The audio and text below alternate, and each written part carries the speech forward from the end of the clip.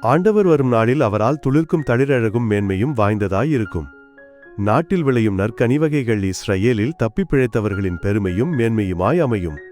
அந்நாளில் சீயோனில் எஞ்சியிருப்போரும் எருசலேமில் தப்பி வாழ்வோரும் புனிதர் என பெயர் பெறுவர். உயிர் பிழைப்பதற்கென்று எருசலேமில் பெயர் எழுதப்பட்டோரும் புனிதர் எனப்படுவர். என் தலைவர் சீயோன் மகளின் தீட்டை கழுவி தூய்மைப்படுத்துவார். நீதியின்படி தீர்ப்பிடும் அவரது தன்மையாலும் நெருப்புத்தணலையொத்த அவரது ஆற்றலாலும் எருசலேமின் இரத்தக் கரைகளை கழுவி அதனை தூய்மைப்படுத்துவார். சீயோன் மலையின் முழுப்பரப்பின் மேலும் அங்கே கூடிவரும் சபை கூட்டங்கள் மேலும் மேகத்தை ஆண்டவர் பகலில் தோற்றுவிப்பார். புகைப்படலத்தையும் கொழுந்து விட்டெறியும் நெருப்பின் ஒளிச்சுடரையும் இரவில் ஏற்படுத்துவார். ஏனெனில் அனைத்து மாட்சிக்கு மேல் ஒரு விதான மண்டபம் இருக்கும்.